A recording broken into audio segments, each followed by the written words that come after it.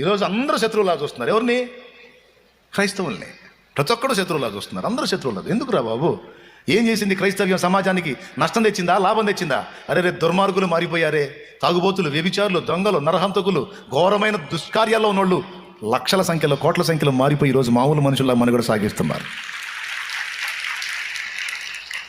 క్రైస్తవ్యం వల్ల సమాజానికి నష్టం వచ్చిందా?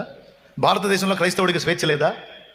ఎవడికి ఇష్టం వచ్చినటువంటి విశ్వాసాన్ని వాడు ఫాలో అవ్వచ్చు, ఎవడికి ఇష్టం వచ్చిన మతాన్ని వాడు అవలంబించవచ్చు అని ఉంది కదా. మమ్మల్ని ఎందుకు ఇట్లా చూస్తున్నారు? మమ్మల్ని ఎందుకు ఇంత క్రూరంగా వ్యవహరిస్తున్నారు అని ప్రశ్నించాలి కదండి. ప్రశ్నించాలా లేదా? ఒక ఊరు బయట సాతానుగాడు శోధించిన శోధనలో పడిపోకూడదండి. నీ కోసమే నువ్వు బతుకు, నీ స్వార్థానికే నువ్వు బతుకు, నీ సొంతానికే నువ్వు బతుకు. ఊరు ఒలకడైపోతే నీకెందుకు, ఏది ఏమైపోతే నీకెందుకు?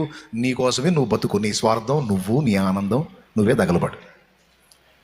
ఈ సలహా ఇచ్చేది వాడు లూసిఫర్ గాడు, సైతాన్ గాడు. వాడు ఇస్తాడటండి దిక్కుమల్ల సలహాలు. వాడు ఏ సైకే ఇచ్చేటట్టండి సలహా.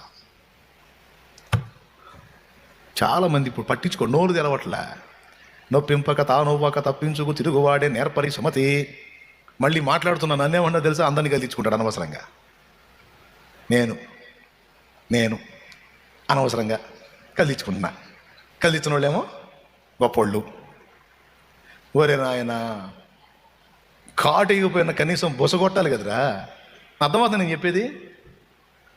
మూడవది, దేవుణ్ణి శోధించేటట్టు నిన్ను ప్రేరేపిస్తాడు వాడు. అంటే శోధించడం అంటే తెలుసా? దేవుడు నిన్ను పరీక్షించడం కాదు, నువ్వు దేవుణ్ణి పరీక్షించేటట్టు నిన్ను రెచ్చగొడతాడు వాడు. కొంతమంది నా దగ్గరికి వచ్చి, మరే చర్చికి వస్తా కానీ మరి మీ దేవుణ్ణి చేయమను అదన్నమాట. మరే నేను వస్తాను కానీ, చర్చికి వస్తాను కానీ మరి నాకు చేయమను, నాకు ఇలా చేయమను, నాకు అలా చేయమను అంటుంటారు. అంటే వీళ్ళు దేవుడికి టెస్టులు పెడుతున్నారు అనమాట.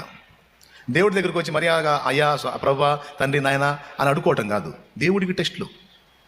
ఇది తగ్గితే అప్పుడు వస్తా, ఇది జరిగితే అప్పుడు చూస్తా. కొంతమంది నీతో మాట, నిజంగా నువ్వు అంత భక్తి గలదాని అయితే మరి దేవుడు తగ్గించాలి కదా, దేవుడు బాగు చేయాలి కదా అంటే వీళ్ళు పోయి, ప్రభువా నిజంగా నువ్వు శక్తి గలవాడు అయితే నాకు తగ్గాలి ప్రభువా. నేను చెప్పనా? అది తగ్గదు, ఇంకా డబుల్ అయింది. అసలు అదేం ప్రార్థన? నువ్వు శక్తి గలవాడు అయితే తగ్గాలని. తప్పు. దేవుణ్ణి ఎప్పుడూ శోధించకూడదు. నువ్వు అన్నా అనకపోయినా ఆయన శక్తి గలవాడే.